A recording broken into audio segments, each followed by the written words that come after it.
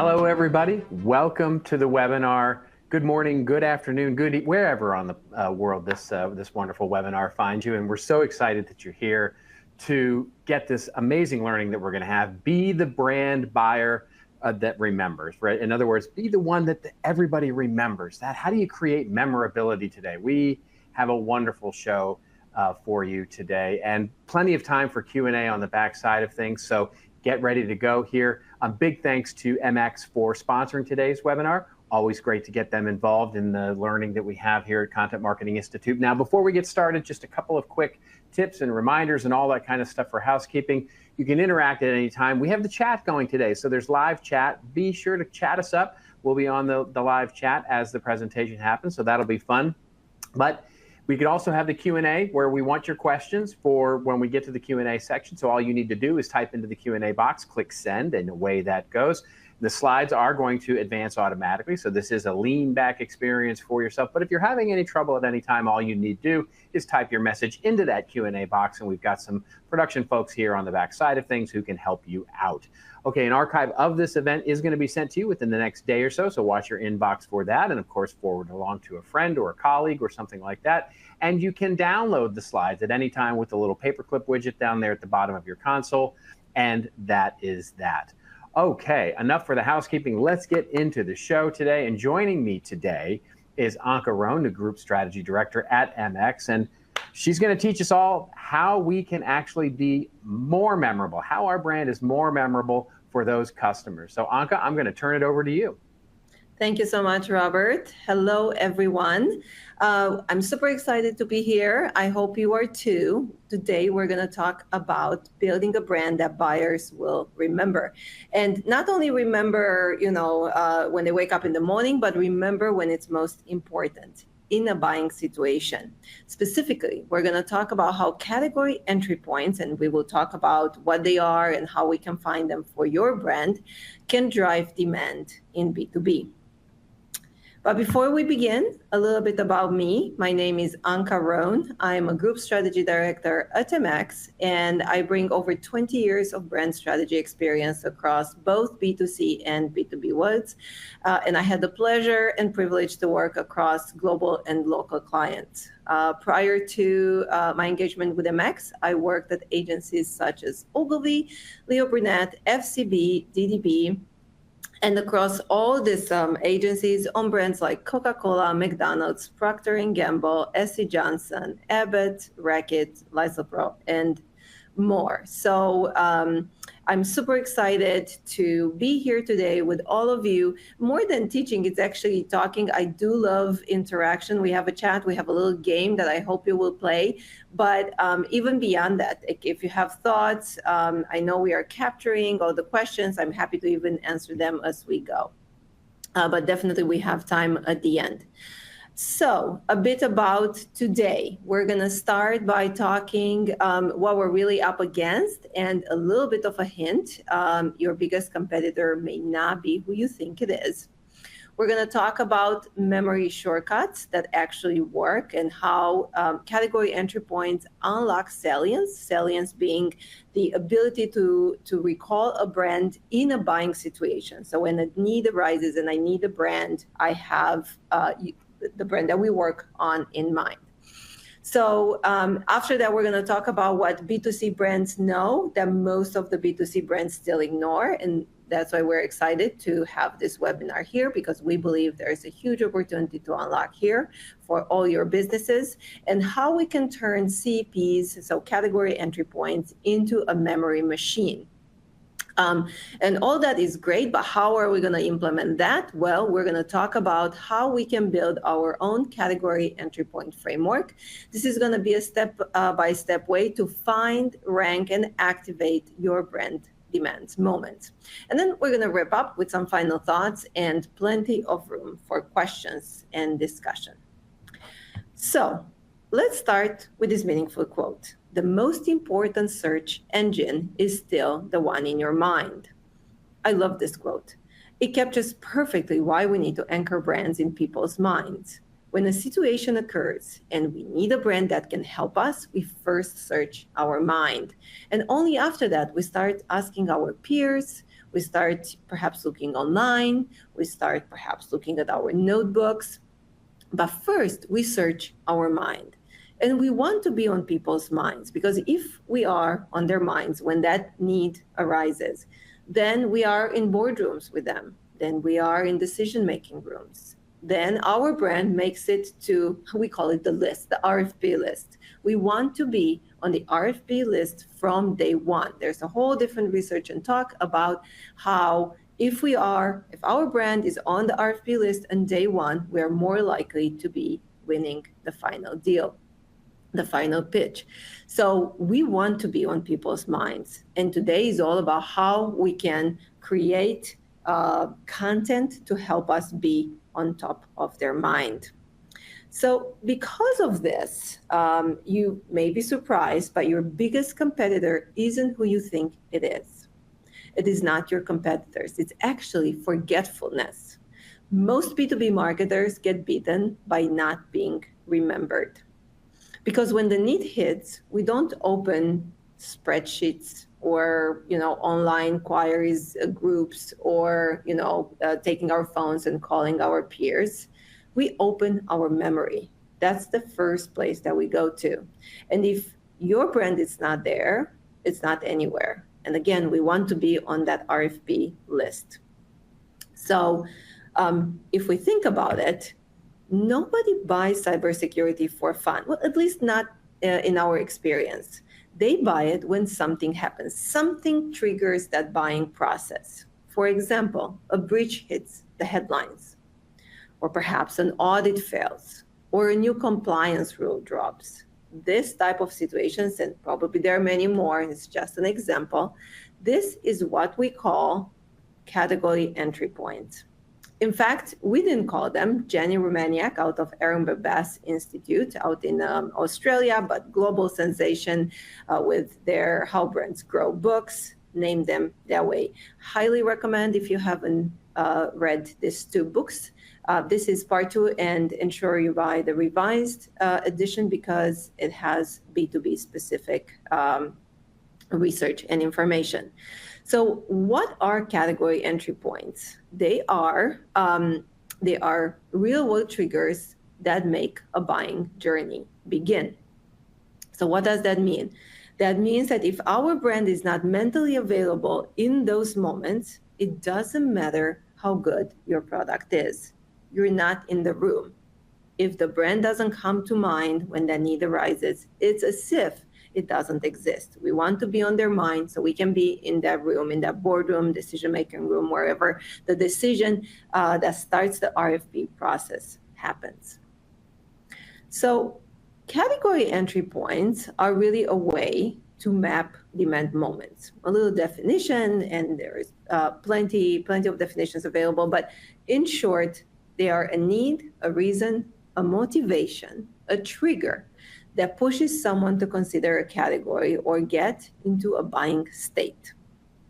So it's a need, a reason, a motivation. Like we were talking with the cybersecurity, when something happened and now I need a solution for that. What is the brand that comes to mind first that can help me with that solution? The B2C world knows about that. And in fact, if you will, I would like to play a little game with all of us. I will talk about a specific trigger or a need state or a moment. And please type in the chat the brand that comes to mind associated with that need or with that trigger. So let's imagine, and these are all everyday B2C brands. So very popular, hopefully they come to mind. So when you are thirsty on a hot day, and you want something really refreshing. You want perhaps a little pick-me-up with that refreshment, perhaps a little sip of happiness. Perhaps you have a little celebration and you're looking for something that is non-alcoholic, something refreshing to have with your friends at your gathering. What brand comes to mind if you're thirsty, if you want something refreshing by yourself or together with your friends. Starbucks, okay. Coke, very nice. Coca-Cola, Coke, very nice. Yes, it is Coca-Cola. Starbucks would definitely be the pick-me-up. Coke has been advertising that refreshing. I have it in my mind when I said refreshing. I literally had the opening the bottle and the in my mind, very refreshing sounds. And they have been associating themselves with celebrations. If we think about classic Christmas advertising, they've always been top of mind with this brand. Thank you for playing along. I have two more. Okay, the second one is you need a break. This can be in the morning or in the afternoon, but you need a little break, and a little chocolatey break would really, hit the spot. And this is something that you can reach out and immediately feel like you're having a break. Please type in the chat your answers for you need a break. What brand comes to mind? Kit Kat. Yes, yes. All of you writing that, you have won. Amazing bragging rights. It is Kit Kat. Very good. Okay, now if I would have said if you're hangry, you would have said probably Snickers, but we're not going to go there because I have another one. Yes, you got it, Snickers. Yes. Okay, I have another one here. It is you want an escape. This is perhaps a mental escape. You can't really go anywhere. You might be with your friends or you might be by yourself, but you're having images of the seaside. You wish you would be there, but you're stuck on your porch, or perhaps you're stuck in your local bar. What is the brand that comes to mind for a little escape? We have Honeycrisp. We have Southwest. Let's guess this one is a little bit harder. This is an escape. Okay. It is Corona. Yes, we have one answer with Corona. Instagram could do it for sure. Yes. So Corona has associated, or Captain Morgan, yes. Corona has associated itself with those images of the beach. We can be in the comfort of our room and we can enjoy a little Corona, and it's a little escape. Headspace, they're all very good answers. Okay, thank you so much for playing this wonderful game with us. So the same is true in B2B. They're often more complex, but equally powerful. For example, we need to reduce compliance risk. You may think of ServiceNow. We are scaling and we need to centralize data. We may think of Snowflake. We need to buy domestic steel. We may think of Zekelman. These brands became successful by associating their brand with need states or trigger moments that matter. And they chose those that are best for their business to set them up in a winning position. Okay, so we know what category entry points are, but how do we use them? So we use them to grow our brand. And the more we associate with more category entry points, the more we're going to be recalled when different situations occur. And the theory says that to grow faster, a brand needs to own somewhere between 5 to 7 category entry points. But we know that sometimes that's hard. For example, the example on the screen is for data integration. We have looked at 8 different category entry points. And together with our clients, we actually identified the 5 most important category entry points. For example, process automation.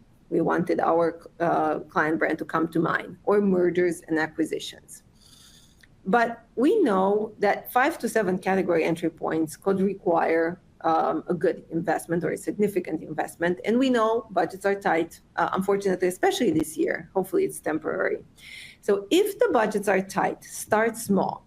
Focus on the most frequent, most important buying situations your brand is best positioned to win.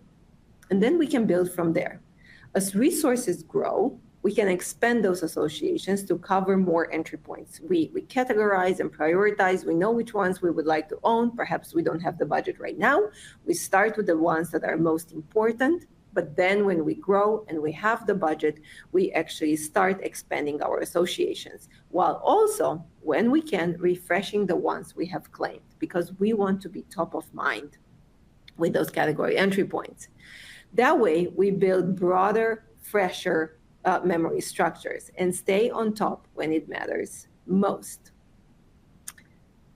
And why do we want to do that? Why do we want to build a brand, build around category entry points, and now not necessarily how we have done it all this time? Well, when we do it this way, we do a lot more than just raising awareness. So what is awareness is, right, they would know about our brands, they have seen our brands, they have heard our brand name, they might have positive feelings about our brand. Well, we want all that, and we want them to associate our brand with a need or a trigger, like we said in the cybersecurity example. So you had an audit failing, you had a breach happening. I want my brand to come to mind when that happens. So you reach out to me.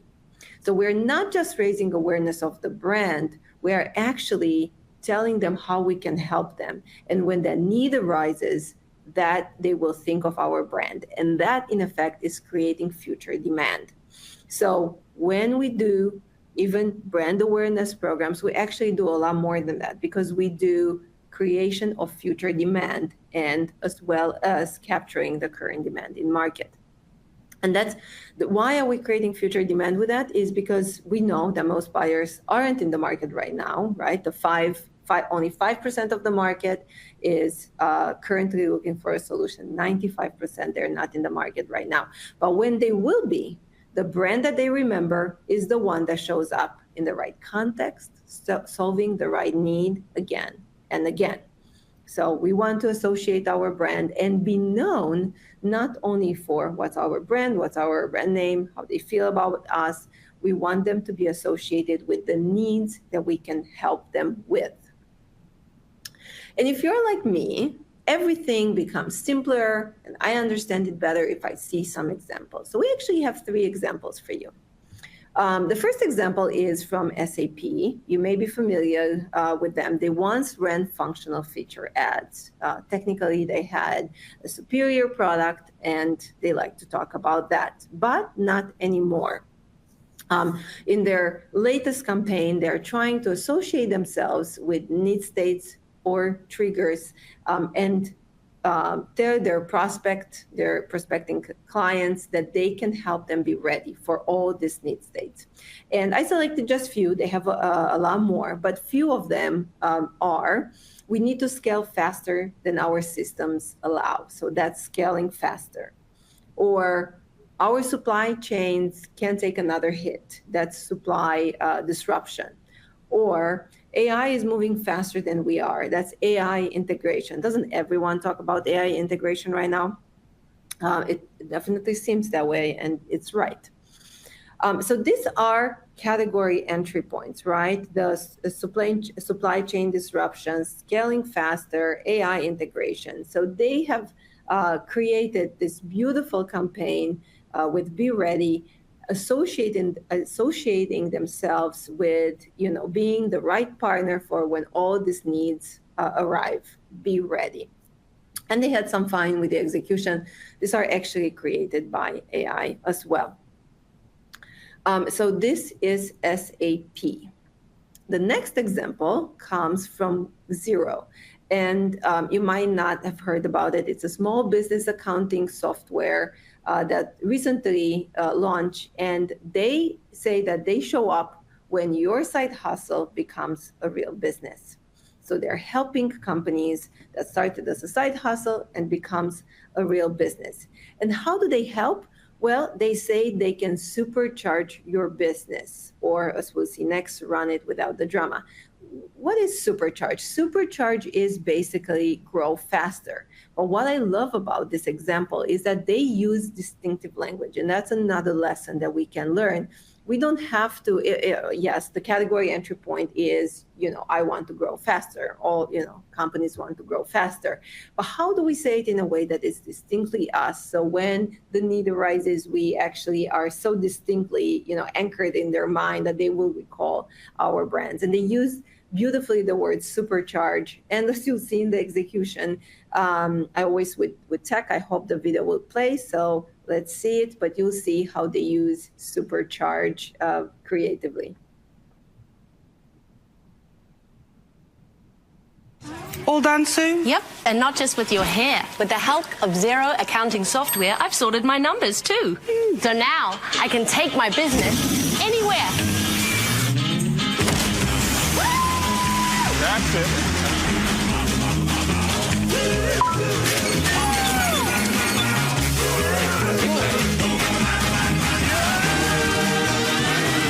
Where to next? Wherever we want. Next Xero, what to next? I love they were very literal with their supercharge, and that makes it really funny. Humor is in this year and is here to stay for sure. So this is how they wanted to associate themselves with the grow faster category entry point in their own distinctive word, supercharge.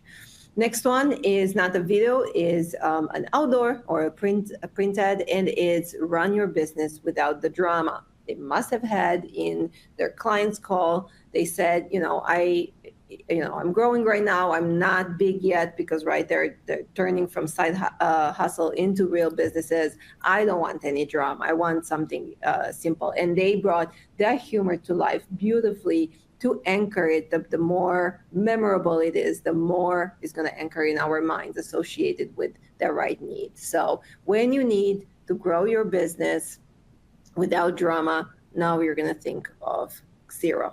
So that was our second brand example. We have one more brand example, and I'm pretty sure you're going to like this.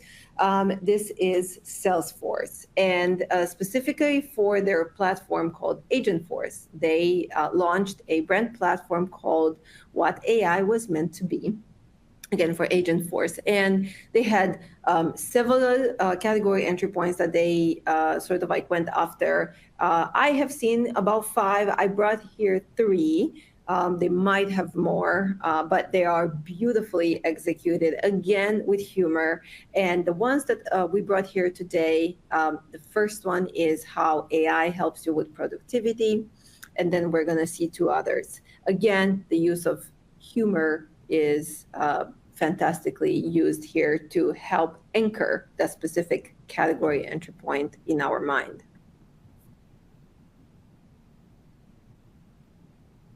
Yeah, still holding. If my AC company had Agentforce, the powerful AI from Salesforce, an AI agent would have flagged the issue and automatically helped me find someone to service it. What? Wow, you are moist. Well, how'd you get an appointment? Dude just magically showed up. Agentforce, sir. Huh. Sorry, dude, cold air's getting out. Agentforce helps manufacturers prevent appliance defiance. It's what AI was meant to be. I can't see this without smiling. All right, the next one is gonna be about better customer experience. Again, how is Agentforce, or specifically AI, going to help us with our business? They're especially talking about this now as the whole world is shifting from hype to application when it comes to AI.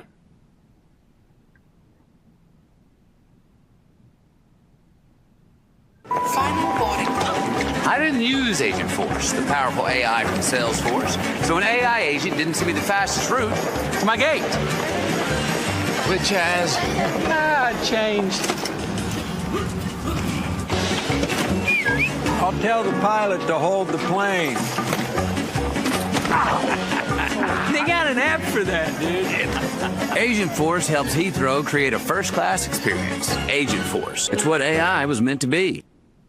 I love that they took Heathrow, the busiest airport ever, to show this. It's like a torture test situation. Again, all aimed to be memorable and to anchor that category entry point, better customer experience with Salesforce Agentforce platform. Okay, one last one. Super fun to see the Matthew McConaughey and Woody Harrelson. They have become distinctive assets for the brand.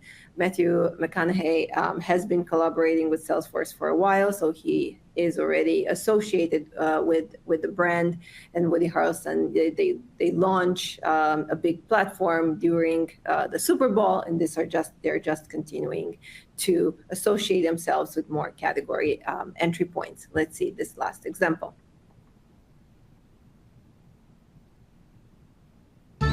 If my mortgage lender used Agentforce, the powerful AI from Salesforce, a digital agent would have helped me pre-qualify before my dream house was sold. Well, how? The buyer's lender used Agentforce. Well, who's the buyer? Hey, brah. Welcome to Casa de Wood. Oh, jeez. Morning, Mr. Harrelson. Pool's open next week. Bathing suit optional. Agentforce helps lenders prevent finance fiascos. It's what AI was meant to be. Great. So we have seen examples of category entry points in paid programs, but I hear you say, thank you, but how do we turn this into content that creates demand? Well, once we know the CEPs that matter to you, your content should absolutely become a memory machine. So we always start with the category entry point that we want to own. Let's say that all of us here on the call work together and we want to own mergers and acquisitions. In that case, our content, the content that we create, needs to meet that need states head on. And we have an example in just a bit of how, it's a hypothetical example of how we can do that. Second, when we write our content, write for recall, not just for search. Great CEO gets you found, but great salience gets you chosen. So again, we want to anchor the brand in their mind. And then last but not least, ensure that we build consistent brand associations. This takes patience and discipline. If we want to own that mergers and acquisitions, we need to continue to say mergers and acquisitions. We can refresh that content. It doesn't have to be the same, but it has to link back to that content. Often, as marketers, we're the first ones that actually get bored with our content strategies, and we switch away too soon, but resist the urge to switch, because true salience is built through repetition, not through novelty. So we talked about an example. All of us here on this call, let's say that we would work at a B2B SaaS company, and we need to create content associated with mergers and acquisitions. So what can we create? Well, let's say we would create a thought leadership piece. It can be a white paper, it can be an ebook, and let's say that will be called the hidden IT risks that can derail mergers and acquisitions deals. So we can have that first piece of content as a thought leadership piece. Then we can create together a social ad. And this social ad can actually be on Instagram, or it can be on LinkedIn, or it can be on Facebook. Wherever our audience is, we can actually put our social ad there. And it would say something like this: merging companies is hard, merging systems shouldn't be.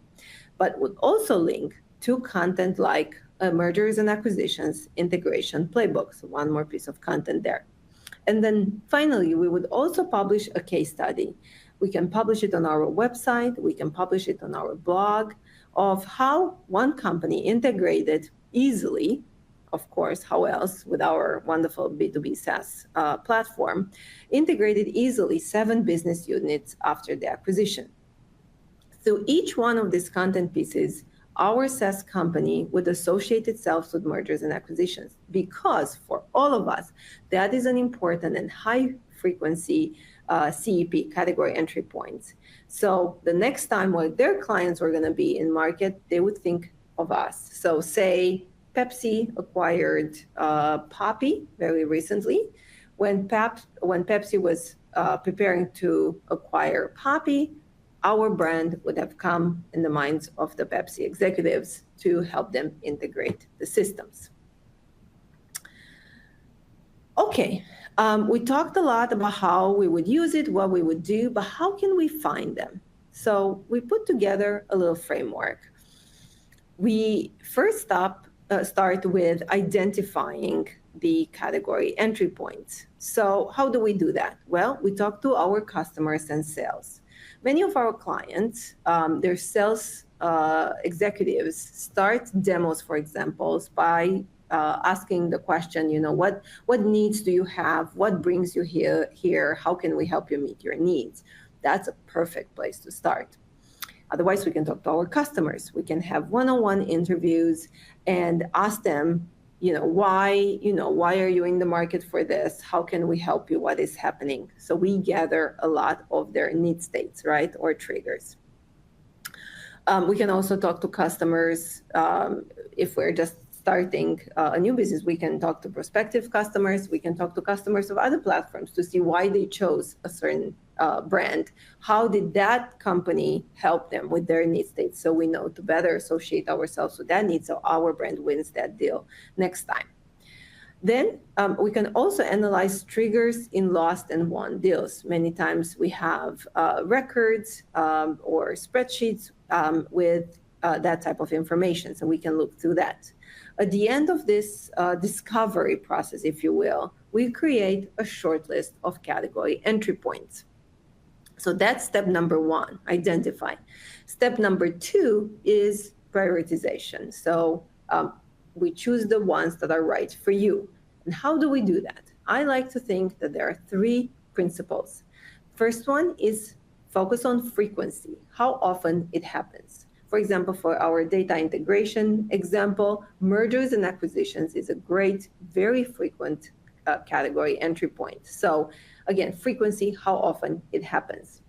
Second, relevance. How well does it actually map to your offer? Like, is your offering meeting that category entry point? And then third, ownership. How ownable it is for you. Perhaps your brand has communicated something like that in the past, and therefore you're more likely to refresh those associations and sort of like be already one step ahead. So that's prioritize. Step number three is activate. We then map our category entry points to paid media campaigns, content marketing calendars, sales enablement. Everything should be organized around the category entry point. And then finally, measure and optimize. So we can measure our performance different ways. We can have category entry points recall surveys, so quantitative studies where we can see what do they associate our brand with. If we have a brand tracker, we can actually have a category entry point overlay. We can actually look at content engagement by CEP, by category entry point, and so on. And of course, based on this result, next year or next phase, work on optimizing the content for next year. So I talked a lot, and we are here in our final thoughts. So I will leave you with three final thoughts before we open up for questions. Number one is don't just aim for awareness. Don't just try to do something so they can recognize your logo, so they know your name. Actually aim for salience. Be the brand that comes to mind first when a buying need arises. So you are the first one that comes to mind, or you're on a short list, so you get on that RFP list. So that's number one. Don't aim for awareness, aim for salience. Number two, don't know if you ever heard this quote. I didn't write it, but I couldn't agree more with it. It's the brand that gets remembered is the brand that gets bought. It's perfect in summarizing this idea of being salient and being associated with category entry points. So because of that, don't just show up in search, show up in memory. So you can be the brand that gets remembered and therefore the brand that gets bought. And last but not least, don't just chase current demand, create future demand. Current demand, as we talked earlier, is only 5% of the market. But we can really have a chance here to build a brand that creates future demand via this category entry points and attracts the rest of the 95% of the market, while also getting in the current demand. Because if in that moment they have that need, you will then pop for them as well. So building a brand with a surrounding category entry points basically covers the 5% of current demand plus the 95% of the future demand, setting you well for success in the future. And with that, I have concluded my presentation, and I'm gonna give it back to Robert. Oh, that was so wonderful. I love talking about brand so much, and it's one of those things that we don't get to talk about it nearly often enough. So I'm super happy that to have watched that and learned from it. Yes, we have some time for questions, and we're gonna get to those. And so if you do have questions, put them into the Q&A box, and we'll take them as they come in. A couple have come in as you were talking, which I'll get to. But as that's starting to roll in, I want to start with something that you said earlier. One of the things that I noticed so often is that, when the whole world is a whiteboard, right, you can start to come up with all these category entry points, right, that you feel like, you probably should be trying to own. But one of the things that you said was that the brands that grow the fastest typically own between 5 and 7 of these category entry points. And so I'm wondering what in your experience is sort of the smartest way for us to start narrowing down this giant list that we put up on the whiteboard and that that we're trying to rank for, in terms of getting that list down to 2 or 3 or 5 or 7 or whatever the right number is. Right, great question. So I'm pulling back this slide because it was touched in the prioritize section. So again, I like to think of 3 important principles. The number 1 is the frequency. How frequent is this, each category entry point? As an example, because I love examples in data integration, mergers and acquisitions raises to the top because different companies have different systems and they need to all align and talk to each other. So frequency is number 1. The second one is relevance, how well it maps to your portfolio, what you offer. Is my portfolio answering that category entry point perfectly? Or perhaps one of my competitors is better mapped. In that case, I definitely don't want to associate myself with that because I'm sending them to my competitor. And the number 3 is actually ownership. Have we done something like that in the past? Even if we weren't thinking about category entry points, we all, the idea of answering the customer's needs, it's not new. So have we had something in the past, either in our DNA, something that we have talked about that's specific, or is there in our portfolio something that absolutely answers that category entry point and we serve it better than anyone else? That's ownership as well. So frequency, relevance, ownership. Fantastic. And I'm going to ask a personal question because I'm just curious. Have you ever experienced where a brand wants to, being conscious of, like ownership, have we earned our way into this? Can we actually own this category entry point, et cetera? Have you ever had experience or heard where brands may want to steal a category entry point from someone else, right? So in other words, they are known for something that we feel like is really important. And how do you start to think about how you might steal that category entry point from a competitor? Oh, I love this question. Yes, definitely you can. And there are different ways.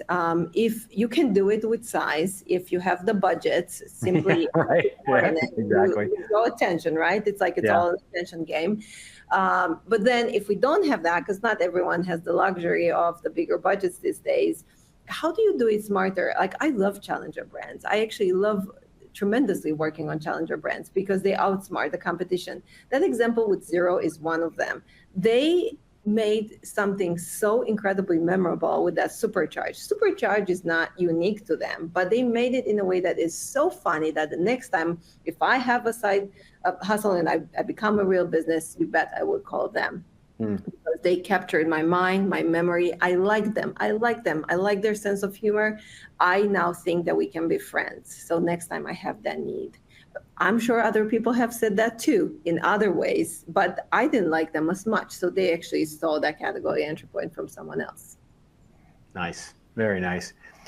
This question came in from the audience, from Simon out there, who said, and it fits right into how we started this by talking about the fact that we don't get to talk about brand nearly as often as we'd like.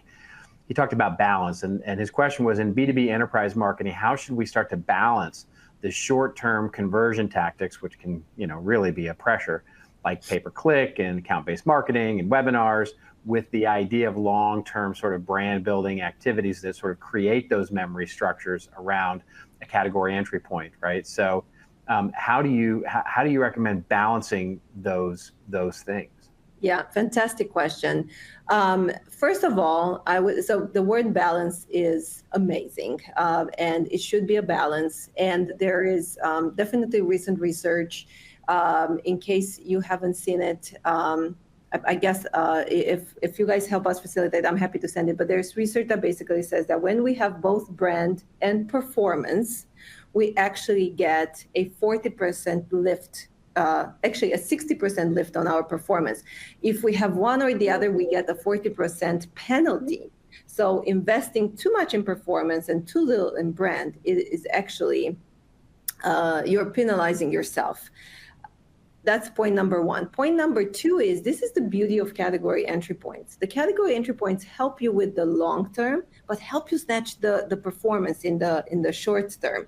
Because if you are about mergers and acquisitions, you might have different tactics, but you can do something with merger and acquisition that is performance based to capture those people that are looking, searching right now, and snatch those, while also making sure that you create your pipeline of future demand in the future. It is otherwise, if we go only in performance, we will get everyone interested right now, and then next year we wake up not having anyone that actually wants to work with us right now. So we personally love and recommend to all of our clients to work with category entry points because of this balance. It makes it beautiful. It makes your brand stand for one thing and one thing only in both brand and demand or performance. Wonderful, wonderful. This question came in from Barb, and it's a fascinating one to me as well, because I get asked about it all the time when I work with my clients, which is, how do you, and I'm going to insert, Barb didn't ask this, but I'm actually going to insert part of a question, or do you actually connect sales with your category entry points, or your success in getting those things? In other words, can you connect it to sales, or should you even try to connect it to sales?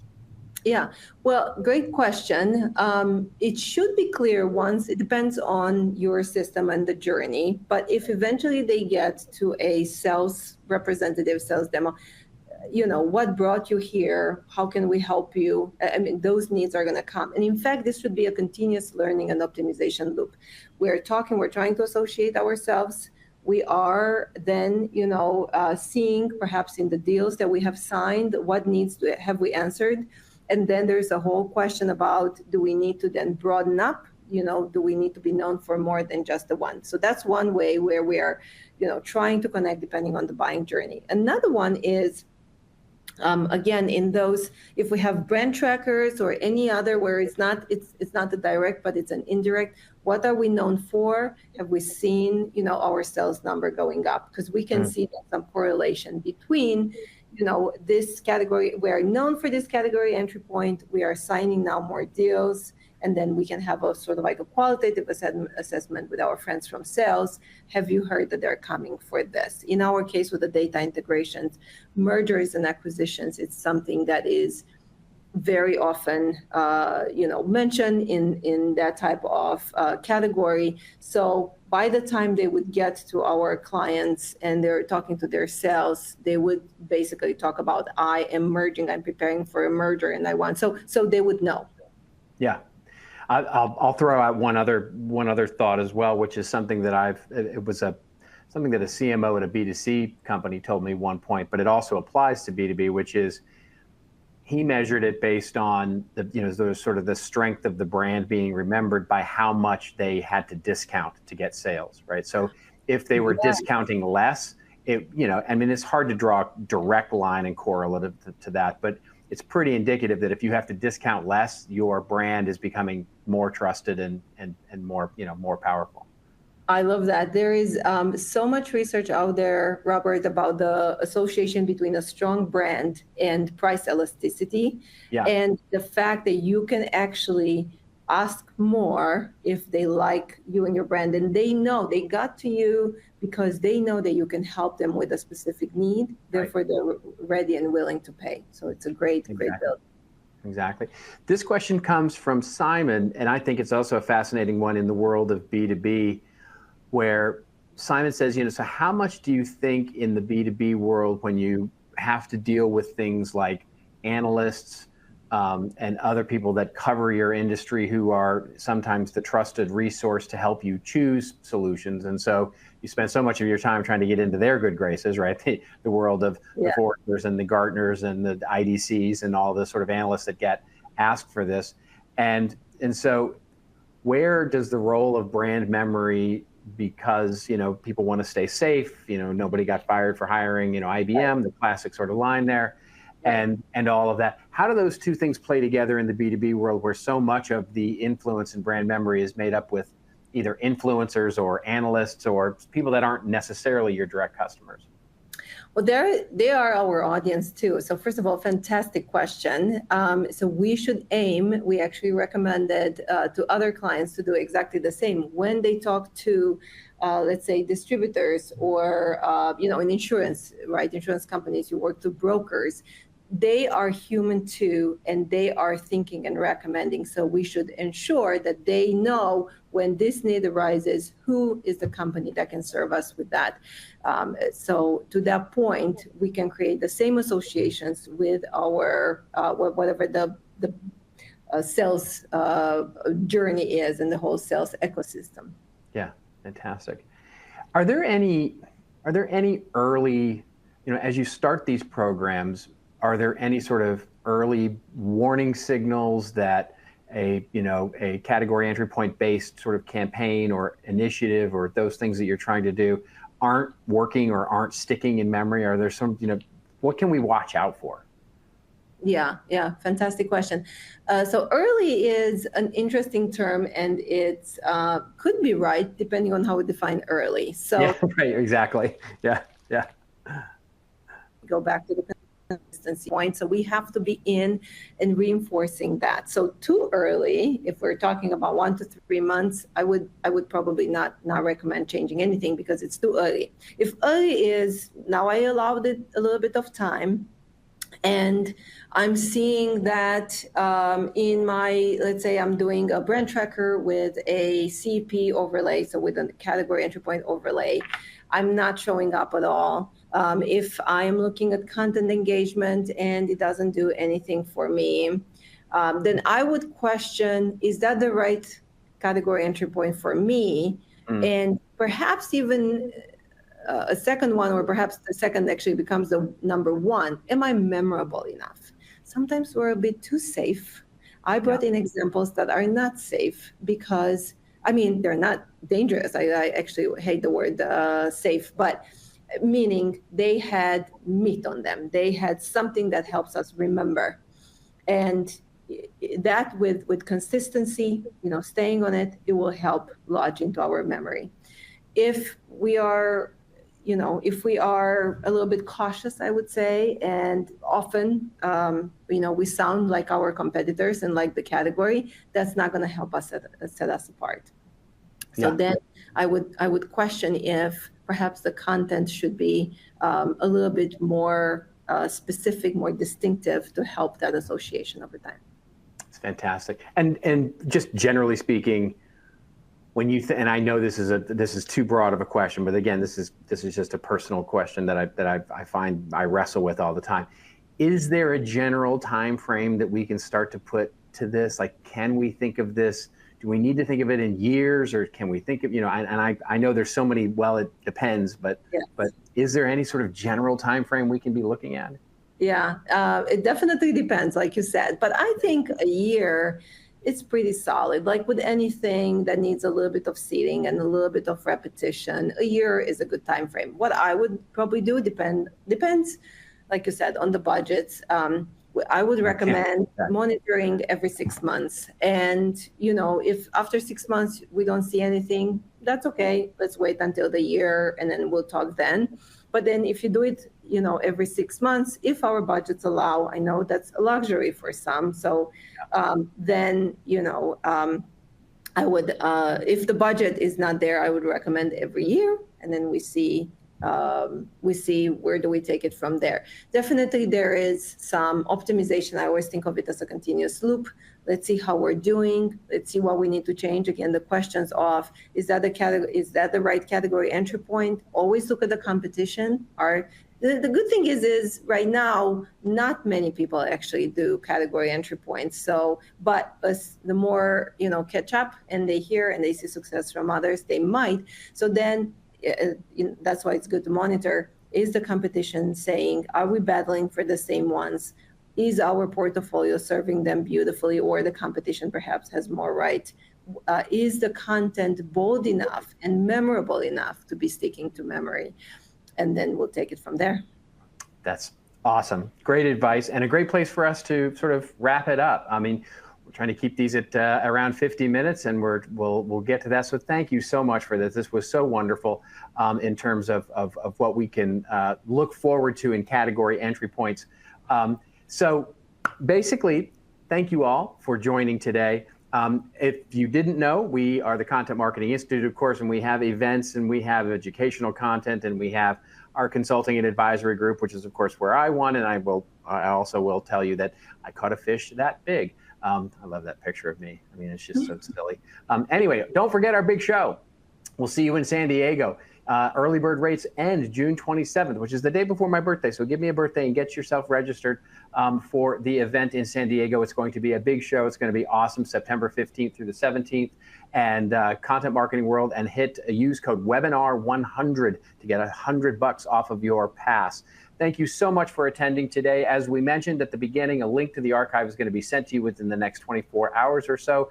Please take the post-webinar survey that's going to pop up after we're all done here. And for more on Content Marketing Institute, you can always get to us at contentmarketinginstitute.com. Remember, everybody, it's your story to tell. Tell it well. We'll see you next time.